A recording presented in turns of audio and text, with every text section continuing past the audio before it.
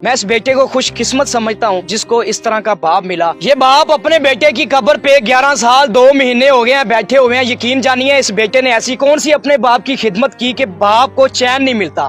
कहते हैं कि जब मैं घर जाता हूँ तो मुझसे रहा नहीं जाता, मुझे बेचैनी होती है कि मैं अपने बेटे के पास जाकर बैठूं। और कुरान पाक जब मैंने पूछा कि बाबा जी कितने पढ़ चुके हैं, कहते हैं बेटा नहीं याद। आप फिर खुद सोचें कि कितने कुरान पाक अपने बेटे की मोहब्बत में पढ़ चुके हैं। यकीन जानिए मैं इस बाबा जी से पूछूंगा कि ऐसा इस बेटे ने क्या काम कर दिया था कि आप इससे जुदा नहीं हो सकते। 11 साल 2 महीने एक अरसा है, आप इतनी देर से यहाँ पर बैठे हुए हैं कि आपके बेटे ने ऐसा कौन सा काम किया जो आप जुदाई नहीं बर्दाश्त कर सकते। मुझे तो अपने बेटे की हर बात ही याद है। जब मैं दुरूद पाक पढ़ता हूँ आंखें बंद कर कर, रोज़ा रसूल को आंखों में तसव्वुर में लाकर तो पढ़ता हूँ, तो कुनूती में जाता हूँ, तो मुझे अपने बेटे का तमाम बचपन यानी कि रिपीट होता रहता है। यानी ऐसे मैं उसको वही जैसे स्कूल मेरे साथ जा रहा है, मासूम जो वो बातें मेरे साथ कर, वो बातें उसकी उन्हीं ये आवाज में घूमती हैं।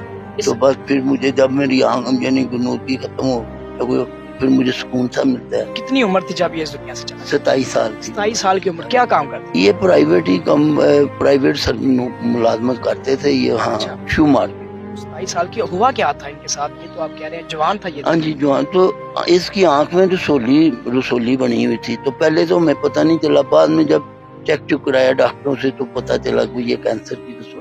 जब इसको बीमारी लग गई तो कितनी देर ये रहा? मैं साल भी नहीं था हमें, क्योंकि पता बड़ी लेट चला। नाले वो माशाल्लाह बड़ा यानी कि खूबसूरत तो अपनी औलाद सभी को लगती है, खूबसूरत था, सेहतमंद था, जवान था, 6 फुट 2 इंच उसका कद था।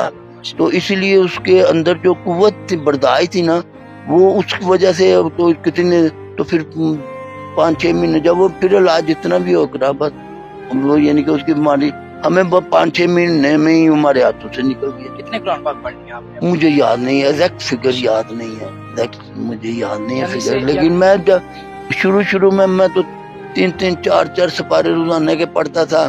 कई लोगों को कुरान जहाँ जिन्होंने खत्म वगैरह कराने होते थे उनको 5-5 6-6 कुरान पाक दे देता होता था कि मैंने इतने पढ़े हुए। अब मैं एग्जैक्ट फिगर मैंने खुद भी नहीं याद रखी हुई। कि इस बेटे ने जन्नत खरीद ली है, खुदा की कसम। ये बाप जब तक यहाँ पर है बेटे को भी कब्र में कोई तकलीफ नहीं, कोई परेशानी नहीं होती होगी, क्योंकि बाप एक ऐसी हस्ती है जो कि जन्नत का दरवाजा है और इनके पास एक जन्नत का दरवाजा है। मैं इस बेटे को खुश किस्मत समझता हूँ जिसको इस तरह का बाप मिला। और आजकल यकीन जानिए कुछ पैसों की, कुछ जायदाद की खातर बेटे अपने बाप को मार रहे हैं, बाप अपने बेटों को मार रहा है। अपनी राय कमेंट्स में जरूर आगाह कीजिएगा। अपने मेजबान राय ज़ियान खरल को दीजिए इजाजत।